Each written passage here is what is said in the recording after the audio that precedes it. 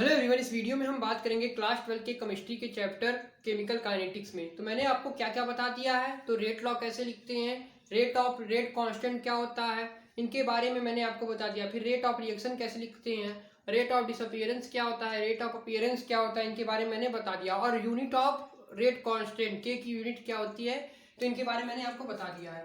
तो आज का जो टॉपिक है वो है आपका ऑर्डर ऑफ रिएक्शन। जैसे जीरो ऑर्डर रिएक्शन क्या होता है, डिफरेंट ऑर्डर ऑफ रिएक्शन क्या होते हैं।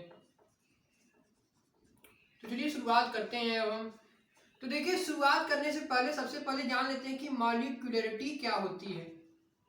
मॉलिक्यूलरिटी क्या होती है, तो ये हमको मॉलिक्यूलरिटी क्या होती है, टोटल नंबर ऑफ आयंस और मॉलिक्यूल जो कि पार्टिसिपेट करे किसी भी, टोटल नंबर ऑफ आयन या मॉलिक्यूल, या हम ये कह सकते हैं number of reacting species participate in a reaction, उनको हम क्या बोलेंगे, molecularity.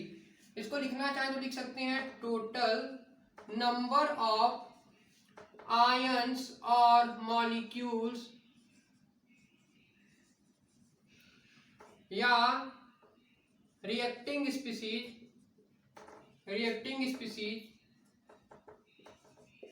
Participate, total number of ion and molecule और रिएक्टिंग स्पीसीज पार्टिसिपेट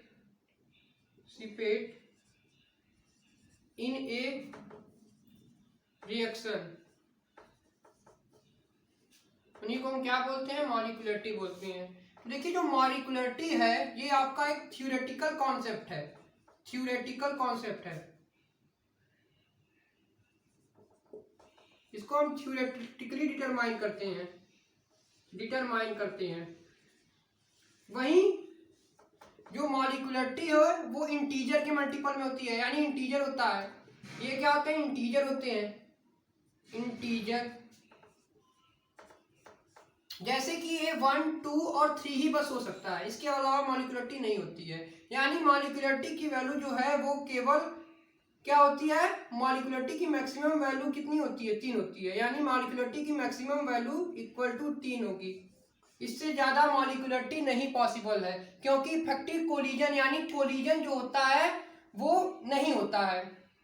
अगर मॉलिक्यूल 4 हो जाएगा तो वहां पर इतना अच्छा से इफेक्टिव कोलिजन नहीं होगा, जिस कारण से आपकी जो मॉलिक्यूलरिटी है वो 1 से 3 के बीच में ही लाई करती है। यानी मॉलिक्यूलरिटी सबसे ज्यादा किसकी होती है, जैसे मॉलिक्यूलरिटी की सबसे मैक्सिमम वैल्यू होती है 3। और ये देखिए, जो मॉलिक्यूलरिटी होती है, इस एलिमेंट्री रिएक्शन की हम मॉलिक्यूलरिटी को निकाल पाते हैं। किसकी, एलिमेंट्री रिएक्शन की ही मॉलिक्यूलरिटी को हम क्या कर सकते हैं, निकाल सकते हैं। और कॉम्प्लेक्स रिएक्शन की मॉलिक्यूलरिटी को हम नहीं निकाल सकते हैं। यानी हम केवल एलिमेंट्री रिएक्शन की मॉलिक्यूलरिटी को निकाल सकते हैं। तो मॉलिक्यूलरिटी क्या होती है, टोटल नंबर ऑफ आयन और मॉलिक्यूल जो कि पार्टिसिपेट करे किसी भी केमिकल रिएक्शन में। तो ये क्या है, मॉलिक्यूलरिटी है। और ये इसको हम थ्योरेटिकली डिटरमाइन करते हैं। ए इंटीजर के मल्टीपल में होती है, जैसे 1, 2, 3 ही मॉलिक्यूलरिटी होता है। मॉलिक्यूलरिटी एलिमेंट्री रिएक्शन की ही हम निकाल सकते हैं, कॉम्प्लेक्स रिएक्शन की मॉलिक्यूलरिटी हमको डिटरमाइन नहीं कर सकते हैं। और मॉलिक्यूलरिटी आपका कभी फ्रैक्शन में नहीं होता है, कभी जीरो नहीं होता है।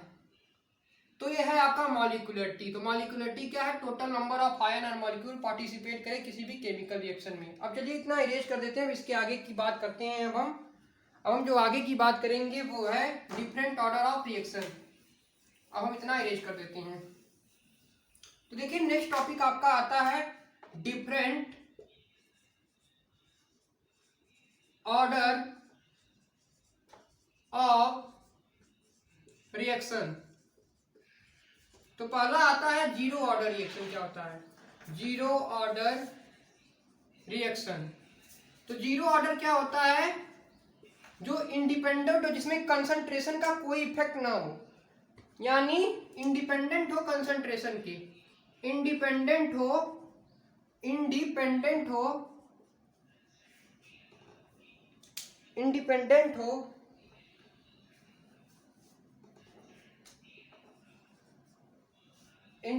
किसके, कंसंट्रेशन की। यानी कंसंट्रेशन पे इस पर कोई इफेक्ट नहीं पड़ता है। जैसे इंडिपेंडेंट हो कंसंट्रेशन की, यानी देखिए जैसे आपके पास कोई रिएक्शन है, ए गिव्स प्रोडक्ट, हमारे पास कोई एक रिएक्शन है। तो इनिशियली क्या था, जब टाइम जीरो था तो उस समय कंसंट्रेशन ऑफ एक्स को मान लिया हमने, जो रिएक्टेंट स्पीसीज है उसको वैल्यू को मान लिया एक्स, तो प्रोडक्ट तो उस समय जीरो हो रहा होगा। लेकिन जब टाइम आपका हमने टी लिया तो उस समय आपका जो कंसंट्रेशन है वो क्या हो गया, तो उस समय कंसंट्रेशन आपका रिएक्टेंट स्पीसीज का थोड़ा सा क्या हो गया, कम हो गया। थोड़ा सा कम हो गया और प्रोडक्ट में यही स्पीसीज आ गया। तो देखिए जीरो ऑर्डर क्या होता है, इंडिपेंडेंट होता है कंसंट्रेशन के। तो इसको अगर हम लिखना चाहें तो लिख सकते हैं यहां से dt by dt is equal to K A की पावर जीरो, यानी इंडिपेंडेंट है कंसंट्रेशन के। अब यहां से minus da by D T is equal to K लिख सकते हैं। अब इसको आप इंटीग्रेट करेंगे जीरो से टी, तो यहां से जो वैल्यू आएगी वो हो जाएगी A naught is equal to A T A minus K T, यानी A naught is equal to क्या हो जाएगी, ए माइनस के टी। ये होता है जीरो ऑर्डर रिएक्शन का हमको क्या निकालने के लिए, ये आपका एक्सप्रेशन है जीरो ऑर्डर रिएक्शन का निकालने के लिए, यही होता है एक्सप्रेशन। उसी तरह होता है half life of reaction. Zero का हाफ लाइफ क्या होता है, तब इतना आप नोट आउट करिए, उसके बाद हम बात करेंगे half life of zero order reaction. तो इतना आप नोट आउट कीजिए। चलिए बात कर लेते हैं जीरो ऑर्डर रिएक्शन का हाफ लाइफ। तो जीरो ऑर्डर क्या होता है, जो इंडिपेंडेंट हो कंसंट्रेशन के। तो इसको हम जैसे अगर हमको इंटीग्रेटेड फॉर्म में लिखना रहता है तो हम इसको इस तरह से लिखते हैं। अब यहाँ से क्या आएगा, इसको इंटीग्रेट करेंगे जीरो से टी इसको इंटीग्रेट करेंगे तो यही वैल्यू आएगी। यहाँ पर हो जाएगा a minus A naught minus K T. अब देखिए ये होता है आपका expression of life time of reaction of zero order reaction. उसी तरह होता है half life reaction. Half life reaction क्या होता है, ऐसा रिएक्शन यानी ऐसा रिएक्शन जो 50% कंप्लीट हो जाए। रिएक्शन इन विच रिएक्शन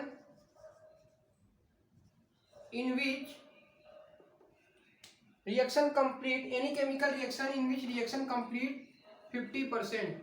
किसी भी केमिकल रिएक्शन में रिएक्शन जो होता है जो कंप्लीट हो जाए 50% कंप्लीट हो जाए तो उसी को बोलते हैं हम क्या, हाफ लाइफ रिएक्शन। तो उसको क्या बोलेंगे, हाफ लाइफ रिएक्शन। तो जीरो ऑर्डर का अगर हम हाफ लाइफ रिएक्शन लिखें तो क्या हो जाएगा, इसकी वैल्यू आती है A is equal to A naught minus two K. ये जीरो ऑर्डर का हाफ लाइफ रिएक्शन है। उसी तरह हम बात करते हैं फर्स्ट ऑर्डर रिएक्शन की। देखिए जीरो और फर्स्ट ऑर्डर ही आपके एग्जाम में पूछे जा सकते हैं। जीरो एंड फर्स्ट ऑर्डर ही आपके एग्जाम में पूछे जा सकते हैं। देखिए तो सेकंड ऑर्डर तो इस सिलेबस में नहीं है सीबीएसई के, जीरो और फर्स्ट ऑर्डर है। तो हाफ लाइफ रिएक्शन क्या होता है, जब रिएक्शन आपका 50% कंप्लीट हो जाए तो उसको हम क्या बोलेंगे, हाफ लाइफ रिएक्शन। तो उस समय में क्या हो जाएगा, इसकी वैल्यू होगी A equal to A naught minus two K. ये आपका क्या है, हाफ पीरियड का है, हाफ पीरियड। और ये क्या है, फुल टाइम ऑफ रिएक्शन। तो ये है जीरो ऑर्डर रिएक्शन की हमने इंटीग्रेटेड फॉर्म और half life of reaction of zero order reaction ज्ञात कर लिया। उसी तरह फर्स्ट ऑर्डर रिएक्शन में हम कितना इरेज कर देते हैं, यहाँ पर हम फर्स्ट ऑर्डर बस लिख देते हैं। अब देखिए यहाँ पर बस फर्स्ट ऑर्डर लिखते हैं। तो देखिए जो फर्स्ट ऑर्डर रिएक्शन होता है, फर्स्ट ऑर्डर रिएक्शन की बात करें तो वो कंसंट्रेशन से इंडिपेंडेंट नहीं होता है, यानी वो प्रभाव करता है, यानी वो डायरेक्टली प्रोपोर्शनल टू कंसंट्रेशन होता है। फर्स्ट ऑर्डर रिएक्शन में क्या होता है, जो रेट होता है वो डायरेक्टली प्रोपोर्शनल टू कंसंट्रेशन होता है। Rate of reaction is directly proportional to concentration, directly proportional to concentration होता है, कंसंट्रेशन होता है। तो देखिए अब हम इतना इरेज कर देते हैं, चलिए अब हम इतना इरेज कर देते हैं। तो जीरो ऑर्डर का आपको क्या क्या ज्ञात होना चाहिए, अगर हम जीरो ऑर्डर की बात करें तो जीरो ऑर्डर को आपको हाफ फुल लाइफ रिएक्शन पूछे तो क्या करेंगे, ये होगा ए नॉट माइनस के टी। वही अगर आपसे हाफ लाइफ पूछे तो ये क्या हो जाएगा, ए नॉट माइनस टू के, ये होगा ए नॉट माइनस टू के। उसी तरह हम बात करते हैं फर्स्ट ऑर्डर रिएक्शन की। तो चलिए बात कर लेते हैं हाफ लाइफ रिएक्शन क्या होता है। Half life reaction, time in which reaction, देखिए हमने जीरो ऑर्डर रिएक्शन की क्या बात किया, तो जीरो ऑर्डर रिएक्शन क्या होता है, इंडिपेंडेंट होता है कंसंट्रेशन की। तो इसकी एक्सप्रेशन क्या होती है, तो यहाँ पर आएगा ए माइनस ए नॉट माइनस के टी। ये क्या होता है, इसको कहते हैं हम life time reaction, life time reaction. वही हाफ लाइफ रिएक्शन क्या होता है, टाइम इन विच, ऐसा समय जिसमें रिएक्शन जो है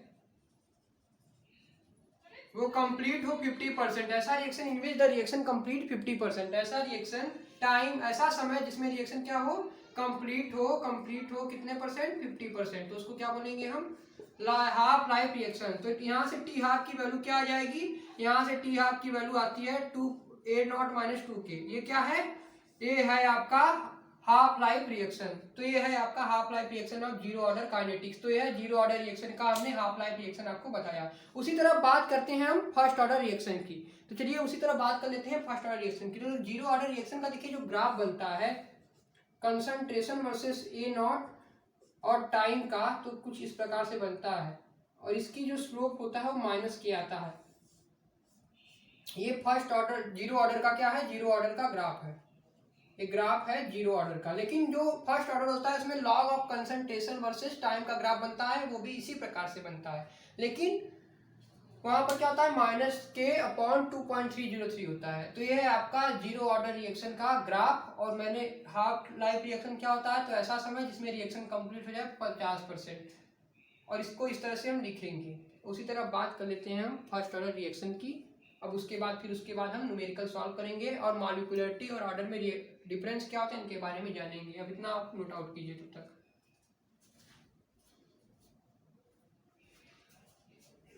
तो चलिए बात कर लेते हैं हम फर्स्ट ऑर्डर रिएक्शन की। फर्स्ट ऑर्डर रिएक्शन क्या होता है, तो हम क्या करते हैं, यहाँ पर देखिए बस थोड़ा सा चेंज कर देते हैं, जीरो ऑर्डर की काइनेटिक्स को बस इरेज कर रहे हैं हम, यहाँ पर जीरो ऑर्डर की काइनेटिक्स को इरेज कर रहे हैं। तो देखिए फर्स्ट ऑर्डर रिएक्शन क्या होता है।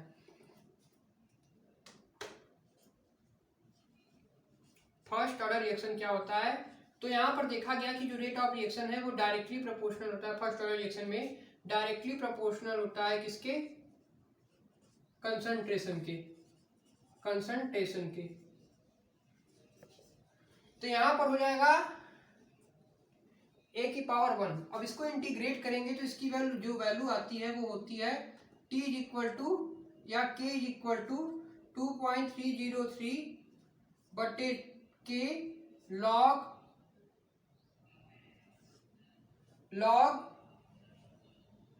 प्रोडक्ट अपॉन रिएक्टेंट, यानी जो रिएक्शन इनिशियल कंसंट्रेशन यानी फाइनल कंसंट्रेशन, इनिशियल कंसंट्रेशन यहाँ पर होगा यानी ए नॉट बटे ए। इस तरह से आपका ये क्या होगा, ये आपका आता है फर्स्ट ऑर्डर रिएक्शन का, ये क्या है, इक्वेशन है लाइफ टाइम ऑफ रिएक्शन। अब देखिए जो इसका हाफ लाइफ रिएक्शन होता है जिसमें समय लगे 50%, जिसमें रिएक्शन कंप्लीट हो जाए, ऐसा समय जिसमें 50% रिएक्शन कंप्लीट हो जाए, तो इसको बोलेंगे हाफ लाइफ रिएक्शन। यानी time in which reaction complete 50%, उसको हम बोलेंगे हाफ लाइफ रिएक्शन। तो जो टी हाफ आता है फर्स्ट ऑर्डर का वो होता है 0. ये इंडिपेंडेंट होता है 0.693 बटे के। ये क्या होता है, इंडिपेंडेंट होता है। यहाँ पर देखिए कंसंट्रेशन पे डिपेंड नहीं कर रहा है। ये क्या है, फर्स्ट ऑर्डर रिएक्शन का काइनेटिक्स है। अब इसका ग्राफ जो होता है log of concentration versus A naught to the base 10 का ग्राफ जो होता है, इसका जो स्लोप आता है वो होता है माइनस के अपॉन 2.303। तो ये है आपका फर्स्ट ऑर्डर रिएक्शन का basic introduction. First order reaction का ग्राफ है।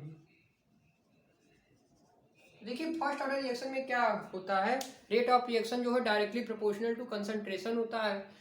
तो यहाँ से ए गिव्स प्रोडक्ट, तो यहाँ पर हम जब इसको इंटीग्रेट करेंगे, यहाँ से वैल्यू को इंटीग्रेट करेंगे तो करीब करीब वैल्यू इतनी ही आती है 2.303 RT 3.303 बटे के लॉग 2.303 बटे के लॉग A0/A, यानी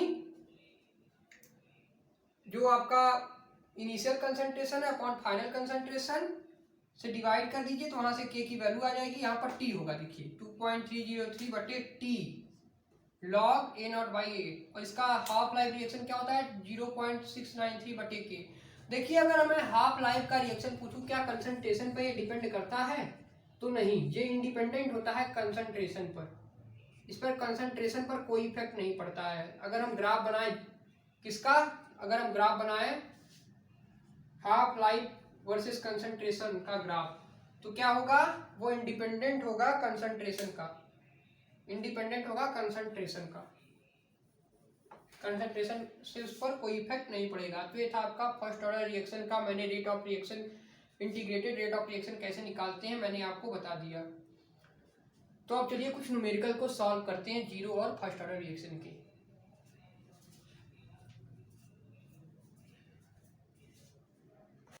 तो चलिए बात कर लेते हैं unit of zero and first order reaction.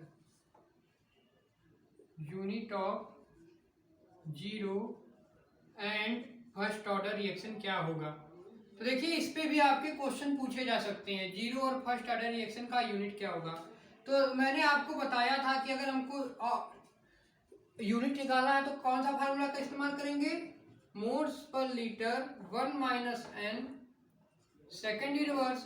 तो जीरो ऑर्डर में एन की वैल्यू हो जाती है जीरो, यानी अगर हम जीरो ऑर्डर की बात करें तो जीरो ऑर्डर रिएक्शन में आपकी एन की वैल्यू हो जाती है जीरो। अगर हम जीरो ऑर्डर की बात करें तो जीरो ऑर्डर रिएक्शन में आपकी एन की वैल्यू हो जाएगी जीरो, यानी इंडिपेंडेंट होता है कंसंट्रेशन के। तो यहाँ से इसका यूनिट आता है moles per litre second inverse, यानी इसको कह सकते हैं moles per litre inverse second inverse. ये unit of zero order reaction हो गया। ये क्या है, unit of zero order reaction है। उसी तरह फर्स्ट ऑर्डर रिएक्शन की बात करें तो फर्स्ट ऑर्डर रिएक्शन का यूनिट क्या होगा, तो वहां पर एन की वैल्यू हो जाएगी 1। तो एन की वैल्यू 1 हो जाएगी तो इसी जगह पुट कर दीजिए तो हो जाएगा moles per litre 1 minus 1 second inverse, यानी इसका यूनिट आता है सेकेंड इनवर्स। तो फर्स्ट ऑर्डर का यूनिट होता है सेकेंड इनवर्स। तो अब चलिए क्वेश्चनों को अब हम सॉल्व करते हैं। तो यहाँ से हमने unit of zero and first order reaction आपको बताया। अब यहाँ पर हम क्वेश्चन सॉल्व करना स्टार्ट कर रहे हैं, फर्स्ट ऑर्डर और जीरो ऑर्डर के क्वेश्चनों को हम सॉल्व करेंगे। तब तक इतना आप नोट आउट कीजिए। तो चलिए देखते हैं क्वेश्चन नंबर 1 को का क्या रहा है। The first order reaction is the found at the rate constant के 5.5 × 10⁻14 सेकेंड। तो फाइंड कीजिए आप हाफ लाइफ रिएक्शन। तो हम जानते हैं अभी टी हाफ का फार्मूला होता है फर्स्ट ऑर्डर रिएक्शन का क्या, 0.693 बटे के। अब यहाँ पर के की वैल्यू पुट कर दीजिए तो 0 पॉइंट क्या हो जाएगा, ये हो जाएगा 0.693 बटे के की जगह वैल्यू पुट कर दीजिए 5.5 × 10⁻14 सेकेंड। तो क्या वैल्यू आएगी 0. यही वैल्यू है। तो इसकी वैल्यू करीब करीब आती है कितना, 1.26 × 10⁻13 सेकेंड। ये इसका आंसर है। तो ये था क्वेश्चन नंबर 1 का सोल्यूशन। ये एनसीईआरटी का क्वेश्चन था। उसी तरह दूसरे क्वेश्चन को सॉल्व करते हैं, दूसरे साइड बुक से क्वेश्चन को आपको सॉल्व कराते हैं।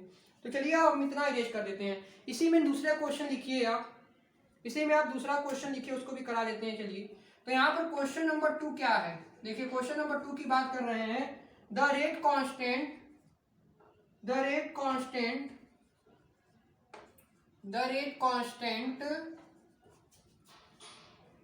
Of A first order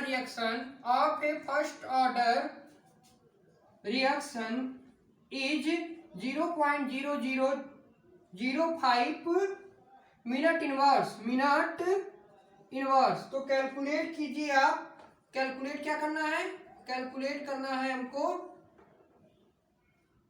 it's half life, इसके हाफ लाइफ को कैलकुलेट करना है। तो यहां पर भी आप क्या कीजिए, यहां पर भी फार्मूले का प्रयोग कर दीजिए। तो देखिए यहां पर भी आप क्या करेंगे, फार्मूले का प्रयोग कर लेंगे। क्या क्वेश्चन दिया है, देखिए क्वेश्चन को रीड करते हैं। क्वेश्चन नंबर, देखिए क्या कर रहा है, क्वेश्चन में कह रहा है, ये देखिए सेकंड इनवर्स यहाँ पर होगा, यहाँ पर क्वेश्चन नंबर 1 में सेकंड इनवर्स है यहाँ पर, तभी यहाँ पर सेकंड आएगा। तो देखिए क्वेश्चन नंबर 2 में क्या कर रहा है, the rate constant of the first order reaction is 0.005 minute inverse. तो कैलकुलेट कीजिए आप हाफ लाइफ। तो अभी फार्मूला मैंने बताया कि T half is equal to क्या होता है, 0.693 बटे के की वैल्यू क्या है, के की वैल्यू ये है, तो 0.693 बटे के की जगह वैल्यू पुट कर दीजिए 0.0005। तो देखो ये देखिए, इसको अगर आगे सॉल्व करेंगे तो हो जाएगा 693 कर दीजिए, तो इसको अब डिवाइड कर लीजिए तो आपका आंसर आ जाएगा 6930 को आप क्या कीजिए, डिवाइड कर दीजिए। तो 5 1 जा 5, 5 3 जा 15, 5 3 जा 15, 4 बचा, 8 बार जाएगा 40, फिर 6 बार जाएगा 30, यानी इसकी वैल्यू कितनी करीब आएगी, इसकी वैल्यू करीब 13.86 आएगी, 1386 यानी 1386 मिनट आएगा। ये इसका आंसर है। तो ये था क्वेश्चन नंबर 2 का आपका सॉल्यूशन। उसी तरह हम नेक्स्ट क्वेश्चन को सॉल्व करते हैं। चलिए उसी तरह हम नेक्स्ट क्वेश्चन को सॉल्व करते हैं। अब देखिए क्वेश्चन आपको दे रहे हैं, आपको बताना है कि कौन सा ऑर्डर ऑफ रिएक्शन ये है। तो चलिए हम नेक्स्ट क्वेश्चन आपको लिखते हैं। अब देखिए, अब हम इतना इरेज कर देते हैं। तो क्वेश्चन नंबर 1 और क्वेश्चन नंबर 2 मैंने आपको सॉल्व करा दिया, जो कि टी हाफ पर बेस्ड था। अब हम इतना इरेज कर देते हैं। चलिए अब देखिए, अब क्वेश्चन नंबर 3 में क्या कर रहा है उसकी बात कर लेते हैं। एक सेकेंड। देखिए क्वेश्चन नंबर 3 में आपको कुछ रिएक्शन दिए हैं। जैसे आपको रिएक्शन दिया है H2 प्लस Cl2 हीट और 2HCl दिया है, और एक रिएक्शन दिया है आपको H2 gas plus Cl2 gas heat light के प्रेजेंस में Hb और प्राप्त होता है 2HCl गैस।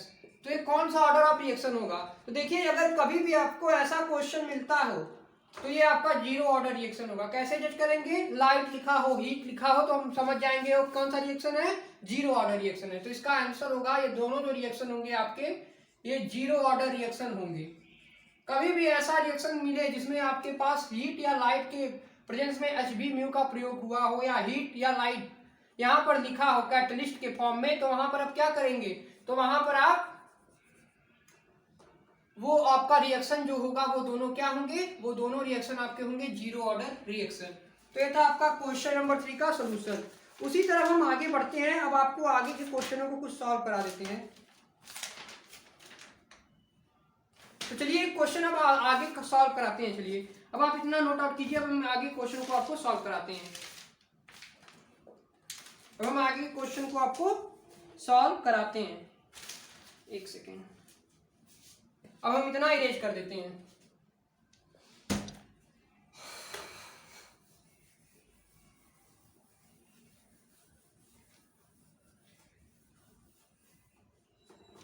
तो देखिए क्वेश्चन क्या कर रहा है, क्वेश्चन और दिया है, क्वेश्चन नंबर 4 होगा आई थिंक। तो क्वेश्चन नंबर 4 में कर रहा है the half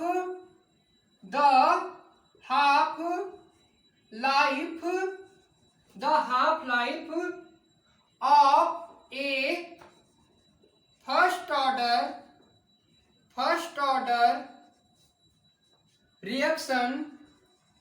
reaction is 10 second. तो कैलकुलेट कीजिए आप, तो आप कैलकुलेट कीजिए द टाइम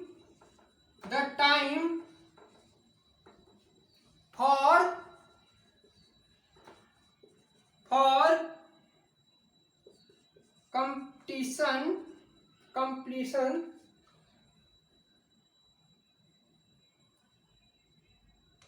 completion of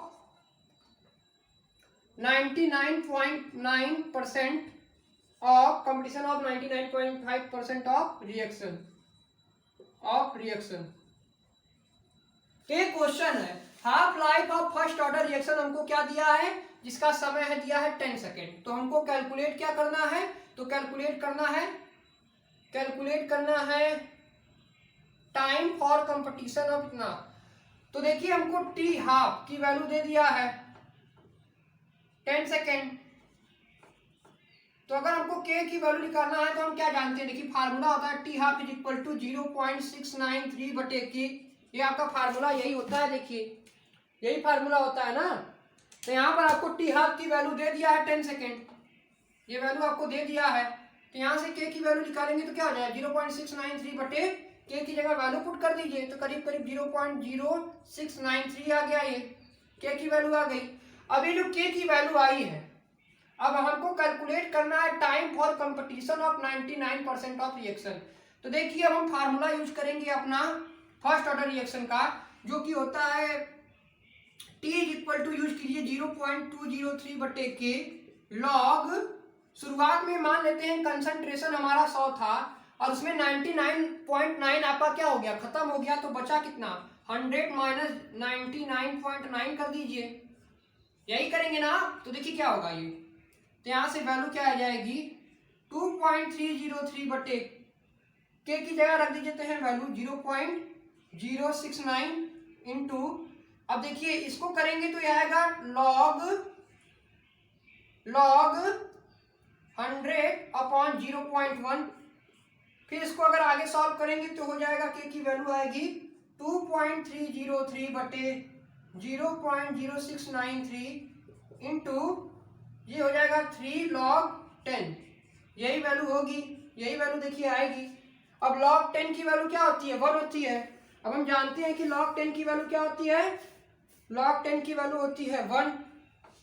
तो 2.303 बटे 0.0693 इंटू 3।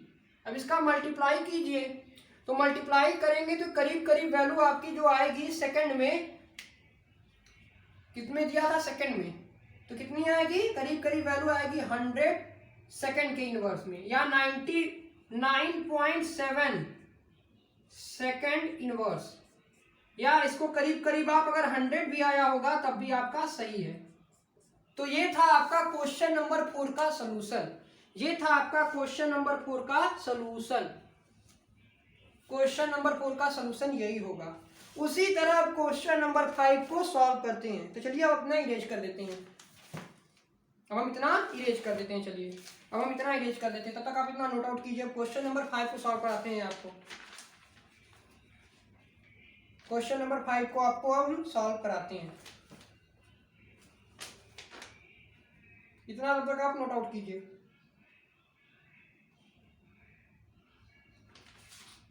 यहाँ पर टी होगा ना, हाँ, तो देखिए वैल्यू सेकंड में आएगी, तब के की वैल्यू नहीं निकालना है ना, टाइम यहाँ पर होगा। हमने के की वैल्यू तो यहाँ पर निकाला था, ये आया था, तो इसको पुट कर दिया तो टाइम की वैल्यू इतनी आएगी। अब देखिए अगले क्वेश्चन की बात करते हैं हम, क्वेश्चन नंबर 5 की बात कर लेते हैं। चलिए अब हम इतना इरेज कर देते हैं, अभी आपका आखिरी क्वेश्चन होगा, तो चलिए अब हम इतना इरेज कर देते हैं।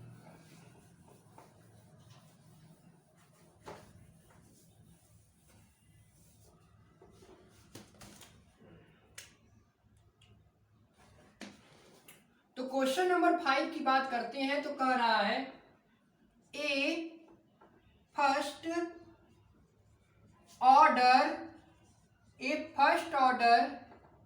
Reaction is 40%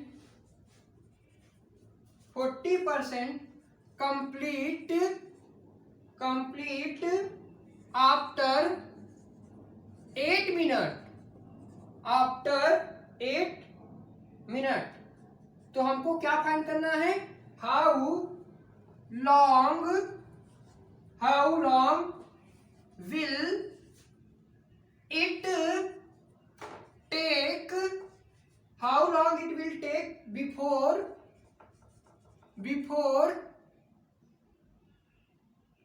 it is 90% complete. तो what is the value of, तो व्हाट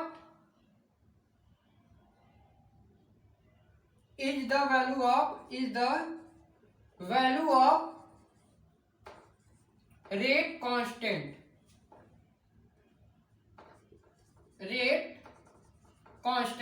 देखिए इस प्रकार से क्वेश्चन भी आपके एग्जाम में पूछे जा सकते हैं, इस प्रकार से क्वेश्चन भी आपको एग्जाम में पूछे जा सकते हैं। तो देखिए क्वेश्चन इंपॉर्टेंट क्वेश्चन है, और जो मैंने इसके आगे वाला भी क्वेश्चन बताया है वो भी आपका क्वेश्चन इंपॉर्टेंट है।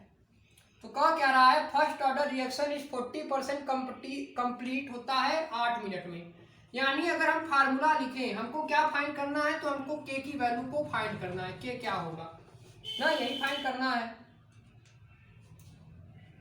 तो देखिए कैसे कैलकुलेट करेंगे इस क्वेश्चन को, कैसे सॉल्व करेंगे हम। तो what is the value of rate constant, यही क्वेश्चन है ना। हाँ तो देखिए कैसे कैलकुलेट करेंगे। तो हम जानते हैं कि हमारा जो, अगर हमको के की वैल्यू फाइंड करना है तो हम कैसे निकालते हैं, तो हम के की वैल्यू कैसे निकालते हैं, होता है आपका फार्मूला 2.303 बटे टी लॉग। अब यहाँ पर 40% कंप्लीट हो गया है, यानी अगर हमने इनिशियल को 100 माना तो 40% कंप्लीट हो गया, तो बचा 60 बचा। इसको आप काट दीजिए तो कितना आएगा, देखिए 2 3 जा 6, 2 5 जा 10, यानी के की वैल्यू आएगी 2.303 और टी की वैल्यू दिया है यहाँ पर हमको कितना, 8 मिनट। log 5 माइनस, देखिए log 5/3 आएगा, log 5/3 आएगा। तो इसको अगर हम लिखना चाहें तो लिख सकते हैं k इज इक्वल टू 2.303 बटे 8 log 5 माइनस log 3। अब यहां पर वैल्यू पुटअप कीजिए आप, 2.303 बटे 8 इंटू log 5 की वैल्यू क्या होती है 0.6989 माइनस 0.4771। ये log 5 की वैल्यू होती है, log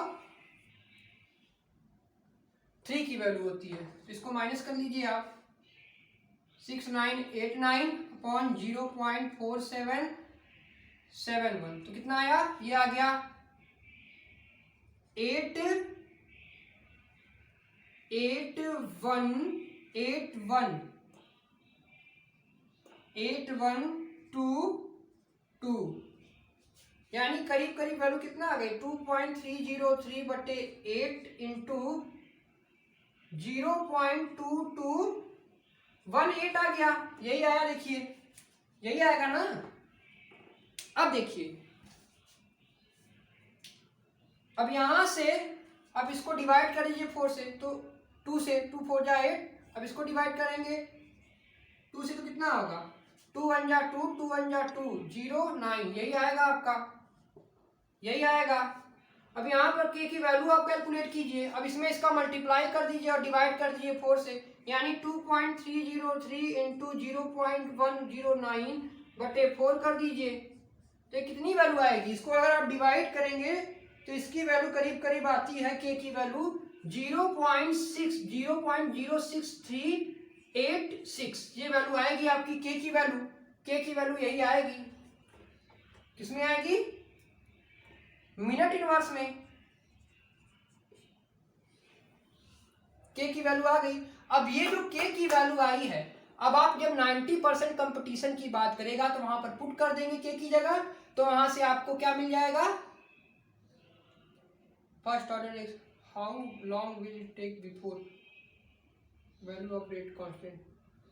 तो देखिए अब देखिए क्या करेंगे, अब के की वैल्यू आपको मिल गया, के की वैल्यू को मिल गया।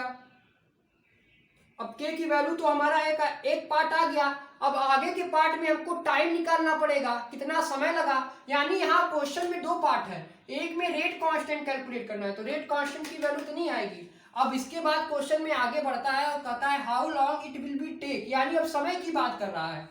अब समय की बात कर रहा है, तो फर्स्ट पार्ट का आंसर इतना आ गया। अब इसी फर्स्ट पार्ट का जो आंसर आया, यहां से k की वैल्यू हमको पता चल गई। अब इस k की वैल्यू को अब जो नया फार्मूला का इस्तेमाल करेंगे, इसी फार्मूले का इस्तेमाल करेंगे। यहां पर 40% कंपटीशन था, तो यहाँ पर 100% कंपटीशन हो जाएगा। तो देखिए कितना आएगा। अब हम इसको यहाँ पर लिखते हैं, चलिए। तो अब देखिए, अब एक फार्मूला फिर यहाँ से हमको अब टी की वैल्यू निकालना है। तो ये क्या हो जाएगा, 2.303 बटे के लॉग। अब 90% कंप्लीट हो गया, तो कितना बचा, कितना बचा आपका 10%। तो इसको काटेंगे तो हो जाएगा 10। तो ये क्या आ जाएगी, ये आ जाएगी 2.303। के की वैल्यू को पुटअप कर दीजिए यहाँ से, यही आया था 0.6386 इंटू लॉग 10 की वैल्यू होती है 1। तो इसकी वैल्यू करीब करीब 36.06 किसमें आएगी, मिनट में आएगी।